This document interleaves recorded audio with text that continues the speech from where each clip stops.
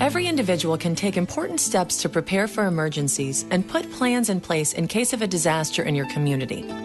If you have a disability or other access or functional need, you may have to take additional steps to protect yourself and your family.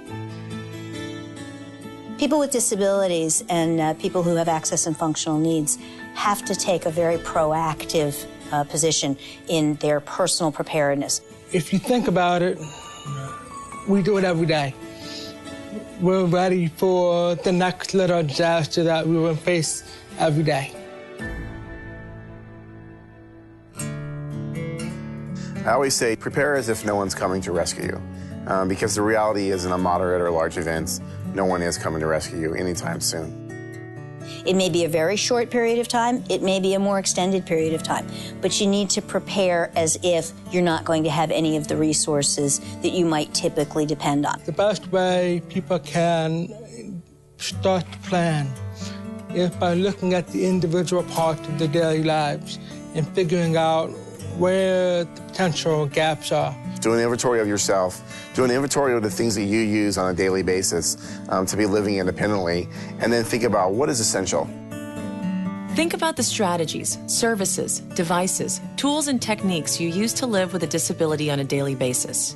These may include medications, durable medical equipment, service animals, assistive technology, communication tools, and transportation. You really have to be focused as to what are your needs if you end up going to a shelter for 4 or 5 days, or if you're stuck in sheltering in place because people just can't get to you. What are the essential things that you're going to need to be able to survive?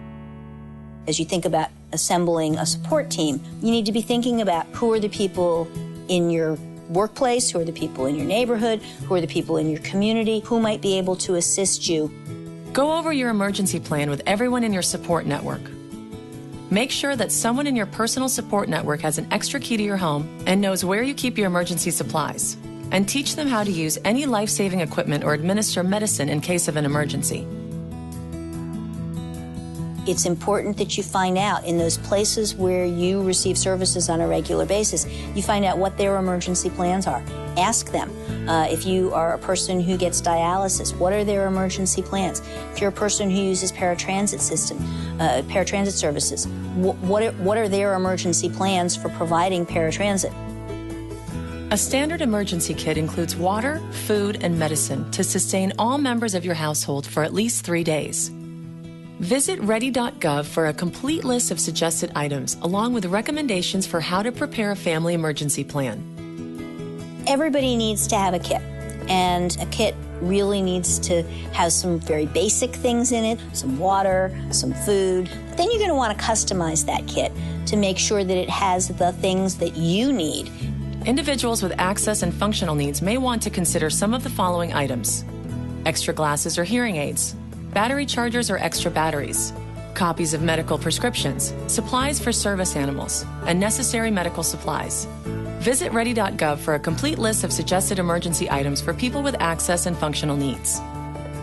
People with disabilities and access and functional needs are their own emergency managers.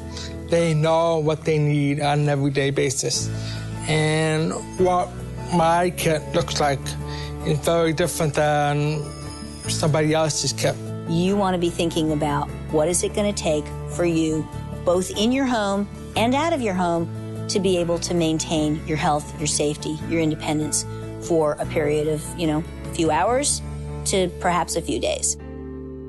Preparedness is actually a 365-day-a-year activity that all of us should take very seriously. It's important that every day we do a little something to keep ourselves as prepared as we possibly can. The most empowering thing you can do is take charge for yourself during disaster, during the little storms and the big storms. And that's probably the most positive thing you can ever do for yourself as a person. Because that gives you control. That gives you control over the outcomes. Download this brochure about preparing for disaster for people with disabilities and other access and functional needs from ready.gov. Check out the other information available on the site